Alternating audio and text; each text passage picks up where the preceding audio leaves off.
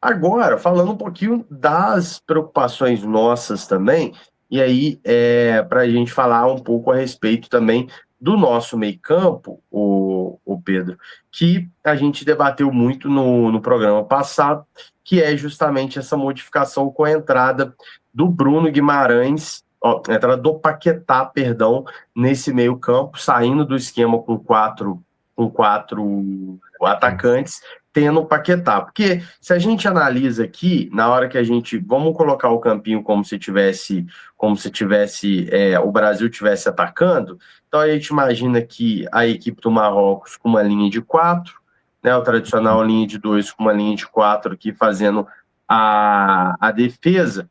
Então, na hora de você imaginar o ataque da seleção brasileira, você deve ter Matheus Cunha aqui, mais um ataque bem móvel, né? O Vini Júnior mais aberto pela esquerda, o Rafinha mais aberto pela direita, mas os dois jogadores fazendo muito esse movimento de buscar o meio, né? A gente deve ter os dois fazendo um movimento bem grande aqui de buscar o meio campo, justamente para a gente ter aí um time muito mais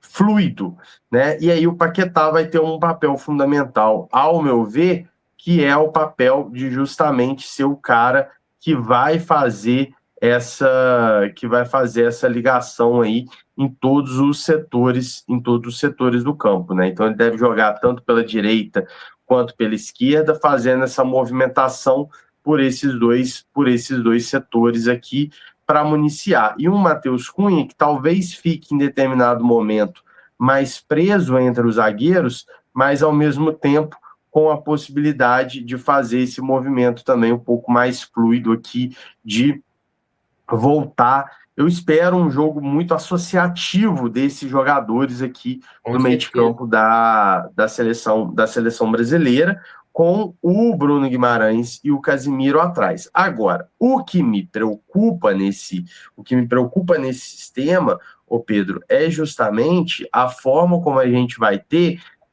o Danilo e o Alexandro trabalhando dentro desse sistema, porque a gente sabe que não são dois jogadores que a gente vai ver eles, por exemplo, atacando a profundidade aqui do campo para fazer essa dobra. Isso é uma parada que me preocupa, porque a gente pode ter o Vini numa condição de ter Hakimi, o meia pela direita voltando e talvez o próprio zagueiro, ou seja, a gente pode ter um Vini Júnior aqui jogando numa condição de três jogadores, né? E aí é o que me preocupa em relação a ele, e isso vale também para o Rafinha, de você ter uma tripla marcação aqui no lado direito e no lado esquerdo, onde você acaba tendo uma dificuldade para eles poderem criar essas jogadas justamente por conta da escolha, né, do Ancelotti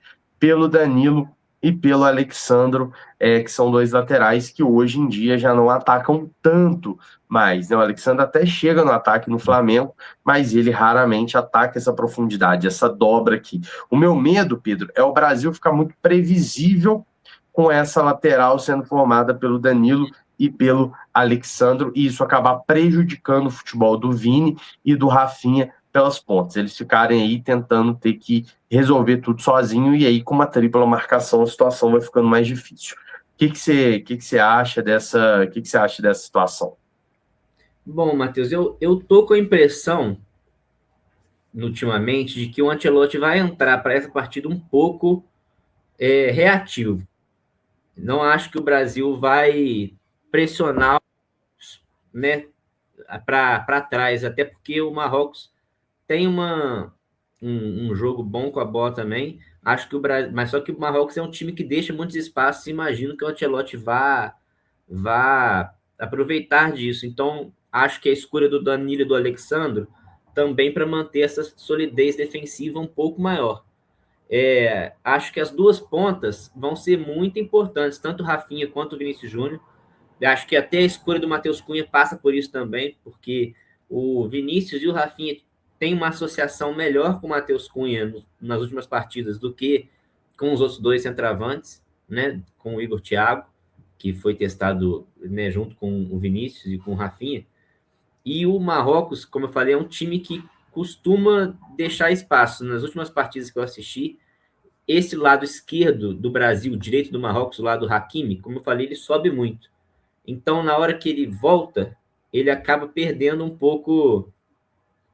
Se o Brasil conseguir sair rápido, ele acaba não conseguindo acompanhar. E isso vai ser uma situação importante para a seleção brasileira nesse momento, que o Vinícius vai conseguir ter um pouco mais de liberdade para jogar. E nisso o zagueiro vai ter que chegar um pouco mais perto, dando espaço para o Matheus Cunha ou o Rafinha infiltrarem.